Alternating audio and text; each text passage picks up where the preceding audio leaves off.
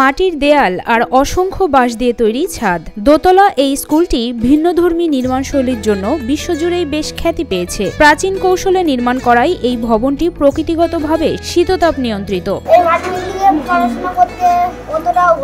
দীপশিখা মেটি স্কুলটি মূলত মাটি, খড়, বালি ও বাঁশ, দড়ি, কাঠ ইত্যাদি ব্যবহার করে নির্মিত হয়েছে। মাটি ও খড় মেশানো কাদা দিয়ে তৈরি করা হয়েছে এর দেওয়াল। ভিত ছাড়া অন্য কোথাও ইটের কোনো ব্যবহার নেই। আমাদের এখানকার বৈশিষ্ট্য একেবারেই ভিন্ন। যেমন আমাদের এখানে মাটির ঘরে বাচ্চারা মেঝের উপর মেঝেতেই বসে এখানে আমাদের মূলত শিশু থেকে প্রিপারেটরি 1 থেকে ক্লাস 2, 1, 2, 3, 4 এরা সবাই মেঝেতেই বসে। দীপশিখা মেটি স্কুলটি শুধু নির্মাণশৈলীর দিক থেকে আলাদা নয়, বরং পড়াশোনার দিক থেকেও একটু ভিন্ন। সরকারি কারিকুলামের পাশাপাশি নিজস্ব বেশ কিছু কারিকুলাম রয়েছে এই স্কুলে, যা শিক্ষার্থীদের শারীরিক ও মানসিক বিকাশে সহায়ক। আমরা স্কুলে আসে, আমরা ওপেনিং করি। ওপেনিংয়ে আমাদেরকে ধ্যান করায়। তারপর আমরা সামনে যাই, বলতে হবে বিভিন্ন পেপারে। তারপর আমরা ক্লাসে বসি। আমাদের 3টা ক্লাস আমরা করি। আমরা 2টা ক্লাস করে আমরা লাঞ্চে যাই। লাঞ্চ থেকে আসে আমরা গণিত ক্লাসটাতে করি। ভিন্নধর্মী এই স্কুলটির মেঝের প্লাস্টারে পাম অয়েল ও সাবানের পেস্ট ব্যবহার করা হয়েছে, যা সাধারণভাবে ওয়াটারপ্রুফ। 9 ফুট উঁচুতে করা হয়েছে ছাদ। প্রথম তলায় ছাদ হিসেবে বাঁশ বিছিয়ে ও বাঁশের চাটাই দিয়ে মাটির আবরণ দেওয়া হয়েছে। রোদ বৃষ্টির জন্য ব্যবহার করা হয়েছে টিন। দীপশিখা মেডিকেল স্কুল একটি ব্যতিক্রম শিক্ষা প্রতিষ্ঠান। এটা একটা অজপাড়াগাঁয়ে প্রতিষ্ঠিত। প্রচারক বিদ্যাসাগর প্রতিষ্ঠিত করেছেন। তিনি অনেক চিন্তা ভাবনা করে এই স্কুলটি প্রতিষ্ঠিত করেছে, কারণ এখানে পিছিয়ে পড়া শিক্ষার্থীরা, দরিদ্র শিক্ষার্থীরা পড়ালেখা করে।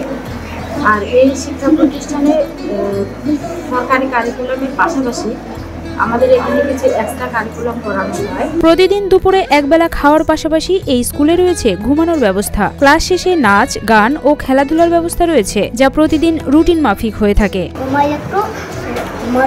আমরা উঠে আমরা অ্যাক্টিভিটি করি।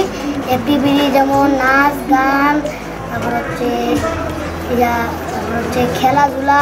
দ্বিতল এই স্কুলের বৈশিষ্ট্য হলো শ্রেণীকক্ষের শিক্ষার্থীরা গরম কিংবা শীত কোনো মৌসুমেরই অনুভূতি তীব্রভাবে অনুভব করে না। আলো বাতাসের আগমনে স্বাস্থ্যও ভালো থাকে এবং কক্ষগুলোও থাকে পরিবেশ বান্ধব। অনেকেই স্কুলটিকে বলছেন এ যুগের শান্তিনিকেতন। স্কুলের বিভিন্ন ব্যতিক্রমধর্মী কার্যক্রম ও পড়ালেখার পরিবেশ আকৃষ্ট করছে স্থানীয় দরিদ্র পরিবারের সন্তানদের। 2 বছর থেকে পড়াশোনা করতেছি।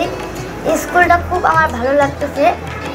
এই স্কুলে অনেক সুন্দর লাগে, গাছপালা, আবহাওয়া দেখে আমার অনেক ভালো লাগে। ওই জন্য আমি এই স্কুলে আমার বাবা ভর্তি করে দিয়েছে। দীপশিখা মেটি স্কুলটি 1999 সালে প্রতিষ্ঠিত হয়। জার্মানি ও অস্ট্রিয়ার 10 জন ছাত্র ও বিশেষ প্রশিক্ষণপ্রাপ্ত স্থানীয় 19 জন শ্রমিকের সমন্বয়ে এই স্কুলটি নির্মিত হয়েছে। দিনাজপুরের বিরল উপজেলার মঙ্গলপুর ইউনিয়নের রুদ্রপুর গ্রামের দরিদ্র মানুষের কথা চিন্তা করে স্কুলটি নির্মাণ করা হয়েছে বলে জানান প্রধান শিক্ষক শাহিনুল ইসলাম। এই মেটি স্কুলটি মূলত 1999 সালে প্রতিষ্ঠা হয়। এই স্কুলটি প্রতিষ্ঠা করেন তৎকালীন এক্সিকিউটিভ ডিরেক্টর পোল চারুয়া জিজ্ঞাসা। এই দীপশিখারই তিনি নির্বাহী পরিচালক মহোদয় ছিলেন। স্যারের অনেক দিনের অবজারভেশন ছিল যে এই এলাকায় এটা একটা প্রত্যন্ত অঞ্চল এবং হতদরিদ্র মানুষের বসবাস।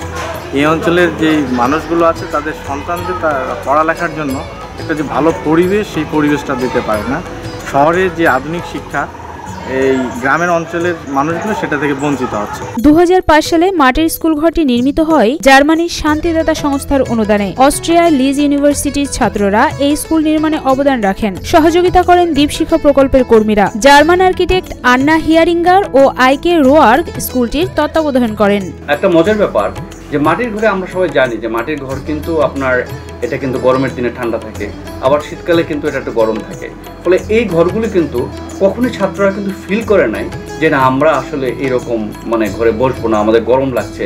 তারা কিন্তু একটা অন্যরকম আবহাওয়ার মধ্যে কিন্তু পড়ালেখা করেছে। স্কুলটির প্রতিষ্ঠাতার স্বপ্ন ছিল দিনাজপুরের অজপাড়াগাঁয়ে আধুনিক ও মানসম্মত শিক্ষা ব্যবস্থা চালু করা। কোমলমতি শিক্ষার্থীদের আধুনিক শিক্ষায় শিক্ষিত করতে একটি কম্পিউটার ল্যাবও স্থাপন করা হয়েছে। বর্তমানে এই ল্যাবে 50টি কম্পিউটার রয়েছে বলে জানায় দীপশিখার এরিয়া ম্যানেজার ধনঞ্জয় দেবনাথ। ওনার স্বপ্ন ছিল যে গ্রামে কিভাবে একটা মানসম্মত শিক্ষা দেওয়া যায়, এবং সেই লক্ষ্যে কিন্তু আমরা সবাই কাজ করছি। এবং আমাদের স্কুলের রেজাল্টও কিন্তু তুলনামূলকভাবে যদি দেখি অনেক ভালো। 5 বছরে এর নিচে কিন্তু আমাদের স্কুলে কেউ কোনো গ্রেড পায়নি। ফলে এদিক দিয়েও ভালো, আমাদের তারা মানে গানের দিক দিয়েও ভালো, আবৃত্তির দিক দিয়েও ভালো, নৃত্যের দিক দিয়েও ভালো, বিতর্কের দিক দিয়েও ভালো। ইভেন আমাদের একটা কম্পিউটার ল্যাব আছে যেখানে এখন প্রায় 25টা কম্পিউটার এখানে আছে। ফলে ওই দিক দিয়েও আমরা চাচ্ছি যে সে যেন মডার্ন একজন মানুষ হিসেবে, সত্যিকার আদর্শ মানুষ হিসেবে গড়ে উঠতে পারে, সেই লক্ষ্যে কিন্তু আমাদের কার্যক্রম।